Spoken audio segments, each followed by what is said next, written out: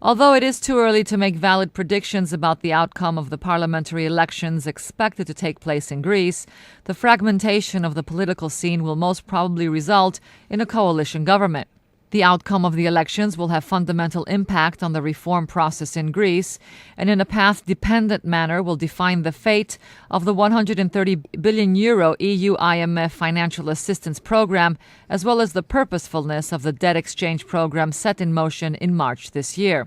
In this view, the outcome of the elections in Greece will weigh heavily on the developments concerning Spain and Portugal, as well as on an EU-level discourse surrounding these developments. Currently, there are 13 political groups that will seek a pass into the Greek parliament. One of these groups is the Movement for the Unemployed. To find out more about this movement, I spoke to their spokesman, Sokratis Akritidis.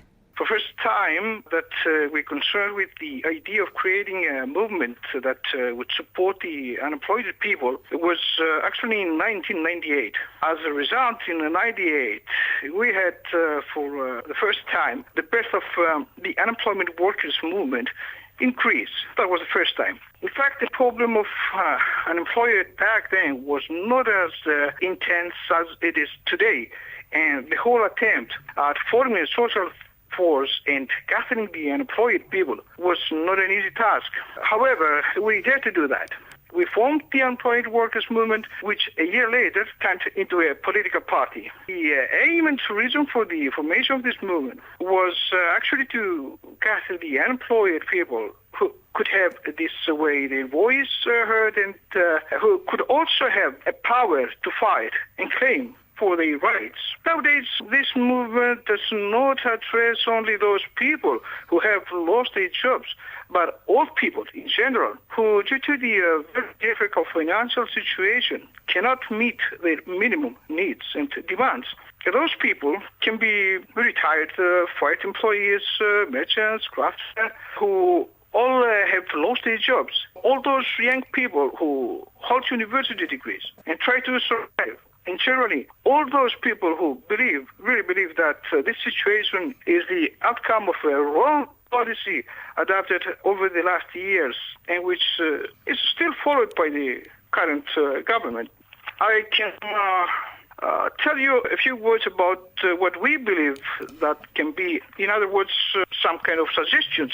Is your group in favor of or against the economic policies that have been implemented in the 2.5 years?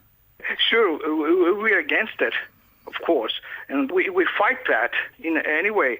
So we're trying to change that, really. Why are you against this economic policy? Let me tell you this. This policy, which has been adopted by the European Union and mainly by the Greek government to confront the economic crisis, was, first of all, there was the idea that Greece was the problem, which was later proved to be completely wrong. As a number of other countries, such as Ireland, Portugal, Spain, and even France and Italy, had confronted and still confront serious problems, which we are not aware of that will lead Europe to a dead end. We believe in a policy with patriotic and social characteristics. There are ways and options that can lead us to satisfactory solutions without national compromises, concessions, and unpopular social and economic measure, which is probably the most important at this moment. I mean, the social and economic measures, okay, which is really unpopular, really create this crisis. What is your group proposing as an exit from the crisis?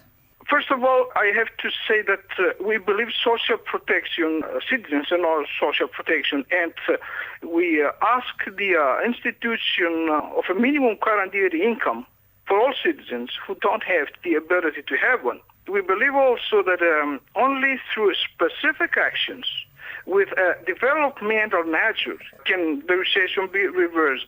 With memorandum and the loan agreement which was recently signed by the Greek government, recession has reached the 5%. Generally, we support anything that is in favor of Greece and its citizens, but not with measures, as I said, that are destroying people's lives and are, of course, unpopular measures.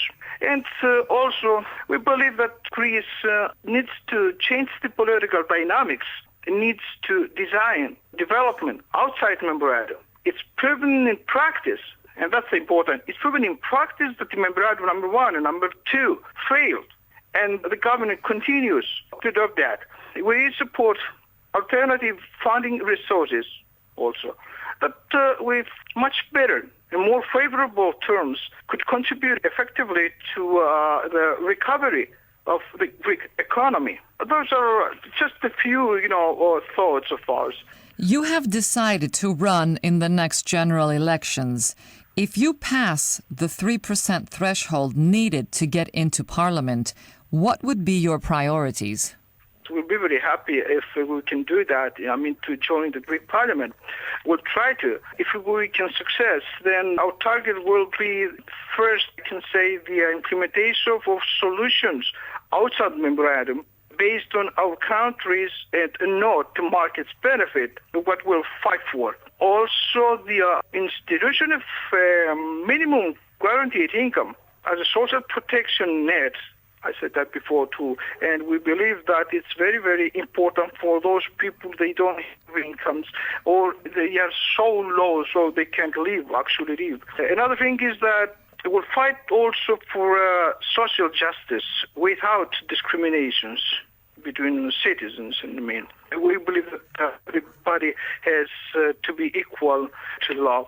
Also, let's say for policies that strengthen, we'll fight, okay? We like policies that strengthen our national status and dignity.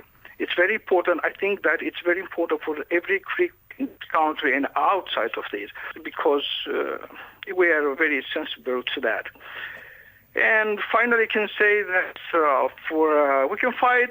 It's very important that for the future, for free education that respects our history and cares for our future.